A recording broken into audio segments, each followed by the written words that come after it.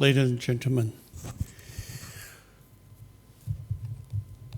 today I'd like to introducing a word. The word is classified. You know, in 1930s, the Polish Jewish Raphael Lemkin, he coined the term genocide. And we can use the word explain the Yugoslavia killing and Rwanda killing. But you cannot explain the Cambodian killing. Because the Cambodia's killing is not really as a racing whatever genocide. But you do remember about the Soviet Union and China, so-called communism revolution. And I was there. I was classified as a bourgeois class member. And many of them, including landlord class, abolished, eliminated. Okay, before I want to talking about classicide, I like to introducing myself. 1957, I was 20 years old. I play baseball. I have a girlfriend. I was second grade in the geology university in Beijing. I have no idea about politics. My major geology. But I was invited by the Communist Party. And to say whatever you want to say, we are not going to blame you, we will blame by your word. And I said, no, I have no idea. I have nothing talking about politics. But anyway, I have two sentences. The first one, I say, well, October 1956, the Soviet Red Army crashing the Hungarian people in Budapest. I think this is violation of international law. And second sentence I say, well, in my class, 30 students, 23 of them are member of the party or member of the Communist Youth League, and only 7 of them are not. So I'm just one of the 7. So it seems I'm the white students and they are the red students. And I feel this is kind of unfair. And that 2 sentences become my charge. And they say, well, whatever you said is intended to attack the Communist Party. You are the enemy of the Communist Party. You are counter-revolutionary rightist. Of course, I say, no, it is not. I'm innocent. Well, your attitude is bad. And in one meeting, they point out that I have 2 problems. One, I was a Catholic. Before the communism come to the power, I baptized as a Roman Catholic. I was 12 years old. I quite remember Italian father take me to the church. And second is major problem. My father was a banker. So at the time, my father also became a counter-revolutionary rightist. And later he died under the torture and just lived like a dog, like a cat, nothing.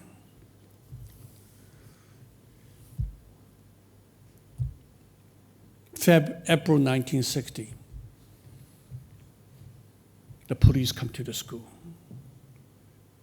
and kindly ask me, say, come over here, we want to talk to you in front of my classmates.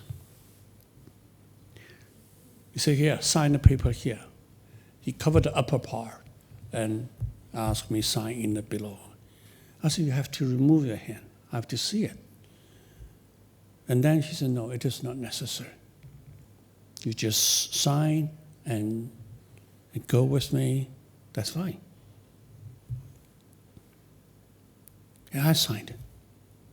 Even today, I never know what is that damn paper.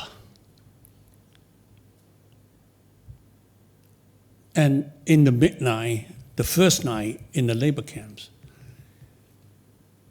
I was interrogated by the warden, and she said, do you know about your sentence?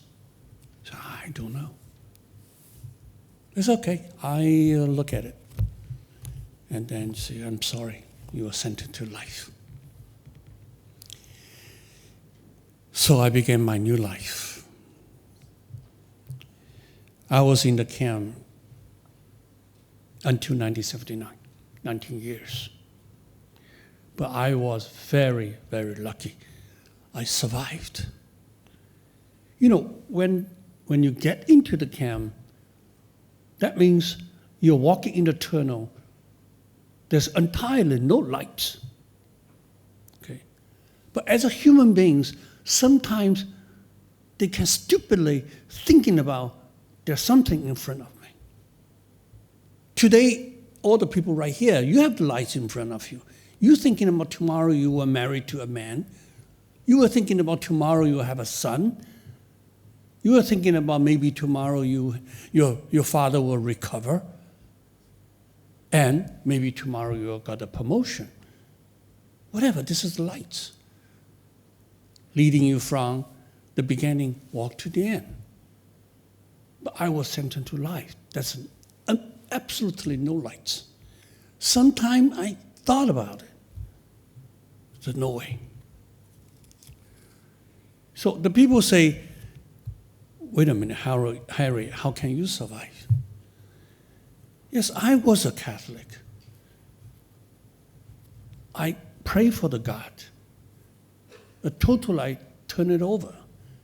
Because I asked my God, say, why you just come to help? If I'm the bad guy, well, so many people here.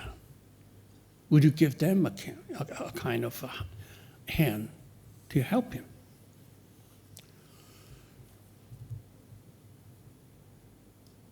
I lived just as an animal, looking for food, and that's it. Every morning, get up. Every evening, come back, have a labor quarter, and every evening, we have to go on the political study, betray the other one, or you make a confession. During the 19 years, I committed suicide twice. Unfortunately, it didn't succeed, otherwise I would not be here. But I met someone, they're pretty good, pretty, you know, one guy was hanged himself 3 times. I saved him twice. And the 3rd time, I said, let him go. Don't try to save him. And nobody yelling, nobody crying. And because they feel that death is better than life. Okay? Just feel nothing can do about it. Okay? Okay. And the people say, what is the torture? Oh, come on, what are you talking about, the torture? I was put in solitary confinement, 3 feet wide, 6 feet long, and also 3 feet height, made by cement, in front of the front gate. And by the regulation, the first 3 days, there are no foods. Okay. I was in a coal mine. I almost died in an accident. The collapsing. The police prepared the coffin. Unfortunately, they moved me out, and I still survive. So I have not used the coffin. But one day in 1979, the police told me that you can go. You are free now. I'm not sure. I walk out. This is my first time. I feel very, very strange when I walk on the street. Actually, I'm a physical man and I'm pretty healthy. I can walk as any other people. But I just feel the 19 years, my father was dead, and my mom was committing suicide when she heard I was arrested. And my youngest brother also killed by the police because they suspect him damaged the mall pottery, Mozadong pottery. Anyway, no one come to see me. I left a small cage, and I know I was still in the big cage. I was still under communist control. Fortunately, 6 years later, I got an invitation. I was invited by University of California, Berkeley. So I went to the United States. When I passed over the international immigration section, I don't know, that I was, my knee was on the ground. And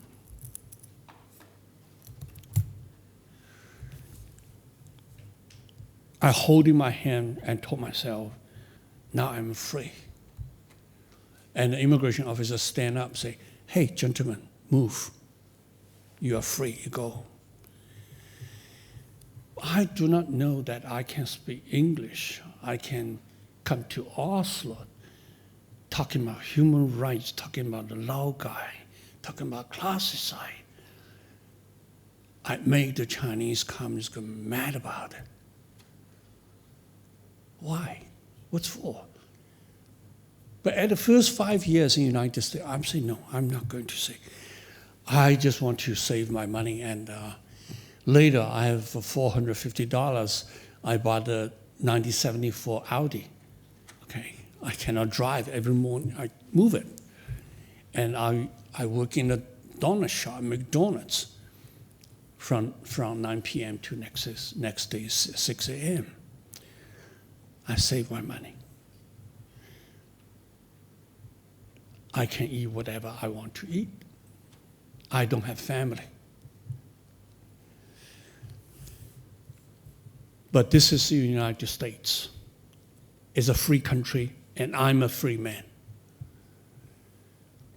In 1990, I will testify in the American Congress. Unfortunately, I only can say I was there 19 years. I only been 12 camps. I do not know about how many camps in the country and how many people were there. Even today, is anyone can tell you about it? No one. Because democracy and freedom and Laogai are incompatible. The communist system need the Laogai for them to ruling. You can't change it.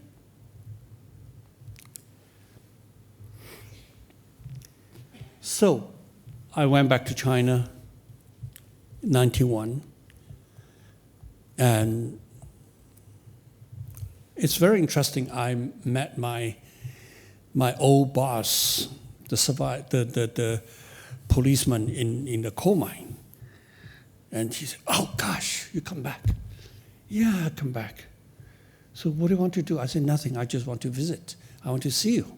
"Okay, fine." And I said, maybe someone over there in the camp still have someone over there can make money like me. And she said, how much money you made? I said, I made maybe 50,000 a year, probably compared with China, maybe 250,000 a year. He said, gosh, how much money you can spend? I said, don't worry, you can spend the money, everybody can spend the money. But you do have to know someone over there 11 years ago, you say, this damn guy is like a piece of stone, bad smell and very hard, never can be reformed. And I'm the stone.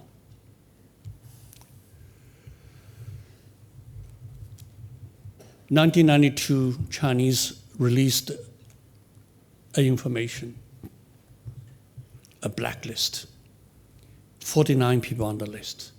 And 48 of them, they are students leader, and they are Chinese scholars from Tiananmen Square movement. Only me, I'm not. I was in America. I cannot go back to China. 1993, I was supported by Dalai Lama, and I want to go back to China. I plan to go to Nepal, but Chinese security crossed the border, come to Nepal, try to arrest me. 1994, I immigrated as American, and then I flee back to China. But they did not know that I have a new passport. I was there more than 2 months and helped the BBC make 2 programs. 1995, Chinese arrest me again and give me a sentence, 15 years. But I only stay over there about 2 months and become free. I'm very happy today I can come over here, give you some idea how many camps inside China, more than 1,000. How many people there? What is their crime?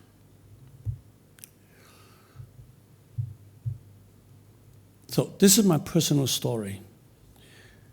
I hope everybody understands one thing. Communists, they need the prison camp to support their ruling. Without the prison camp, they can't. China is one ism, one party, one leader. It's not a free country. Today, the Deng Xiaoping, since 1980 until today, the Wu Jintao, the policy is different from Mao Zedong time in economic area. They like capitalism. They want to have the capitalist investment. But politically, it's basically no change. Fundamental no change. Unfortunately, 2 presidents, President Bush, President Clinton, never mentioned China so far as a communist regime. Is Obama going to do so? I wish. I don't know. Okay. Last July, I met President Bush in White House. And she said, well, what is Chinese problem? I have not answered. She said, human rights. But I know that he is going to China to join his family and enjoy with the Olympic game. He want to meet the dissidents to play the game. And I say, well, here's the paper. In 2005, December, American Congress passed a resolution condemned the Laogai. I said, you, as a president of the United States, can you say few words, condemn the Laogai? He said, oh, I will. But he never. Never. Okay. Anyway, today in China, there's a huge labor camp system. And you never know that China have a huge execution. Probably 8,000 execution every year. And do you know that 2006, Chinese government make an announcement. America is #1 country of the world of the organ transplant. But none of the organ come from executed prisoners. China is #2 country of the world, 13,000 organ transplant. but 95% organ come from executed prisoners. Do you know Roman Catholic until today is illegal inside China? Chinese communists in the first 30 years eliminate any kind of religions. And the recent 30 years, they set up their patriarchal church systems. Do you know every Chinese woman today, they are not free to make a love and to give a birth? You have to apply, and maybe you got a permit. Now you can make a birth. Otherwise, it's illegal pregnancy. And China have 1.3 billion population. We don't know what could happen. But today, China is a nation standing at the crossroad of the history. And it is a nation that the people collectively ponder which way to go. I want to repeat one thing. 1997, Chinese President Jiang Zemin gave a speech at Harvard Institution. And after 1 hour, I also give a speech over there. Let me repeat some of them for my ending my speech. I say, is everyone today remember what happened 40 years ago? I mean, today we are November 1997. 40 years ago, that means 1957, November. Soviet Khrushchev invite Mao Zedong, invite the French communists, Italian communists, all the communist leaders gathering in Moscow, celebrate 1917 Red October Revolution.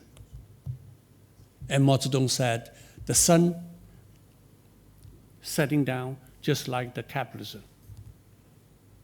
And the socialism just like the sun is rising.